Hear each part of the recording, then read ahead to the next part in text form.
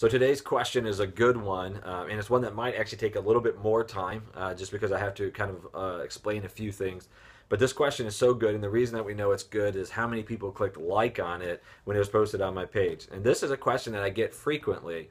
So let me just tell you what it is. I'm going to kind of paraphrase it. The beginning of the question started with a statement, and it said that we know that we're saved by grace. And this is what Ephesians 2 tells us, that we're saved by grace through faith in Jesus Christ. And it is not something that we earn. It's not by works, lest someone could boast. And so we're saved by grace through faith. But then there's another passage. There's a passage in Matthew chapter 7, and this is the one that really the question revolves around. And there's a question in Matthew 7 that I think scares a lot of Christians. I mean, I really mean that. It scares a lot of Christians because it says this. It says, "Not everyone who says to me, 'Lord, Lord,' will enter the kingdom of heaven, but the one who does the will of my Father who is in heaven. On that day," which is like the day of judgment, "many will say to me, 'Lord, Lord, did we not prophesy in your name and cast out demons in your name and do mighty works in your name?' And then I will declare to them, 'I never knew you. Depart from me, you workers of lawlessness.'" And so people have a fear because nobody wants to be surprised in the end that they actually have not been saved, that they're not ones that are in relationship with God and that they're going to go to hell.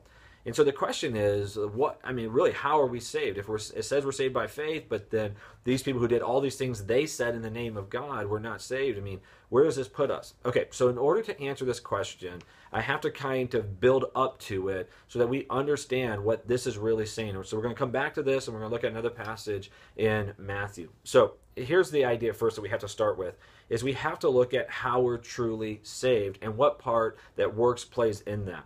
So it says in Scripture clearly, as we talked about in Ephesians, says this numerous times in Romans, that we are saved by grace. So we're actually saved by grace, but the way that we have access to that grace is through faith. We have to have faith in God. Okay, so it is faith plus nothing equals salvation. So the gift that's given to us is grace, but the way we connect to that or receive that gift is through faith.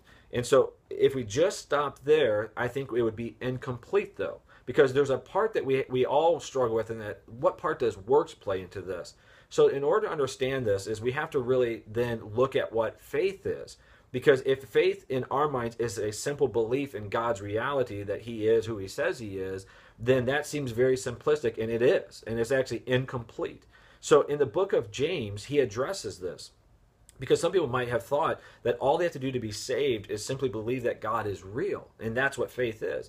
But James addresses this and says, he goes, so some people say that they just have to believe in God, and then he poses the question with the assumed answer of no. He says, it can just believing in God, can such a faith save you? And the implied answer is no, that's not enough. Because he goes on and says, even the demons believe in God and they shudder. So the demons are afraid of God, but the obvious thing with them is they're not going to heaven. So what James says is we have to do works, but we have to understand the order in which this happens. You see, there's no way that we can be saved by works. If we try to earn our favor with God, we can't, because as God says in his word, that our works are like filthy rags to him. So there's absolutely nothing we can ever do to earn the favor of God. Even when we are at our absolute best, we are still living at the bare minimum of what God expects from us. So when we're at our best, that's how God designed us. When we're anything less than that, we're falling short. So there's nothing we can do to earn the favor of God. But we can't then just discount all of works. You see, what James is saying is, but when we have faith in God, I mean, the type of belief that says he's so real in my life that it starts to impact my life, and as a result of that, what that means is that we actually start to do works. So if we have a real belief in God, I mean enough belief that it saves us, that we believe he is who he says he is, we believe in his teachings, we believe in his works, then what we do is we submit our lives to him, and a byproduct of that is works. So let me explain it this way. I think this is the best way to word it, and that is this. If you look at my marriage, you could say, you guys know me and know my wife, Mary. I love my wife. I mean, I absolutely adore my wife. She is just she's my best friend. I love being around her. Okay, but I could tell you I love her, but if I didn't do anything to show that to her, you could doubt that love. So I could say to the world, I love Mary, I love her, I love her, I love her. But then if you came and observed my life and I never talked to her, I never treated her well, I didn't provide for her, I really didn't connect to her, you could look at my actions and actually then doubt my love, because you would say, if you truly had a love for her as you express it, it has to impact your behavior. There's no way to love without works. I mean, you understand that. But then let's flip it around for a second. Is it possible for me to do all kinds of kind things to Mary? I could give her money. I could provide for her. I could spend time with her. I could say kind things to her and not love her at all. Could I do that? Absolutely. And so it's not just works. It's not just faith. It's faith that produces works. So we could say the same thing about us with God. I can believe in God, but I cannot believe in God and not do works. But I can do works and not believe in God. So it's faith that saves us, not works. But those, if it's a true, genuine faith, it's going to produce works. Okay, so I think hopefully we've established that it's by faith, but it's faith that produces works. So then when we come back to this passage in Matthew, it says that people are shocked. But you notice in their response to him, what they all say is they all talk about works. They all say, didn't we do this and didn't we do that? And they say it's in the name of God. And so we don't know if this is a literal group that Jesus is talking about or if this is somewhat of a parable. But even in their response, they're saying, didn't we do this in your name? We don't know if they found success. We don't know if they were actually able to cast out demons. And even if they were, all this shows is the power of the name of Jesus. It doesn't show their faith and it doesn't show their connection to him. But what he responds to them is, I never knew you. Which we can then logically look at and realize it's because they never put their faith in him. They were trying to do the works as a way to connect to Jesus. And so they never had faith. They never had a relationship with him. They maybe never had even submitted themselves to Jesus. Instead, they just simply were doing works, hoping to earn their relationship with God.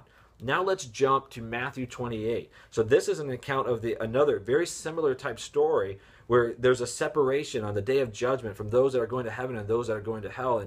And Jesus refers to it as if God is separating the sheep from the goats.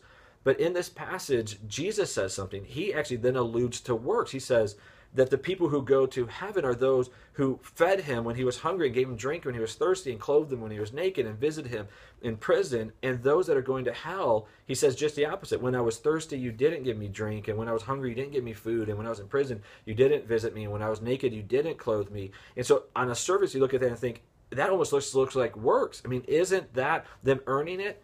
But again, what he's saying is the deeper issue. The people who did these things not realizing they were doing it for Jesus were people who had such faith in God and faith in Jesus that it compelled them to do good works to people they never met, not realizing they were actually doing it for Jesus too. So what we see is works is a huge part of our lives, but not as a pathway to earn salvation.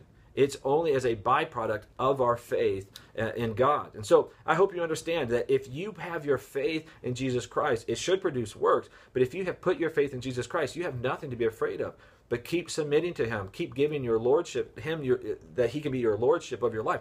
And keep doing good works. And if you do this, you are saved. Because again, that's the root of the question that everyone asks me. How can I know that I am saved? Well, have you put your faith in Jesus? Yes. Are you allowing him to guide your life toward holiness and sanctification? Yes. Are you doing the good works that he's calling you to do that are a byproduct of that faith? Yes. Then you can have full assurance that you are saved, and in the end day, that God's going to welcome you into heaven. So again, hope this answers your question. Great question, one that many had. And this video I know was a little bit longer, but hopefully it blessed you. Feel free to leave comments, and I'll answer any questions you have.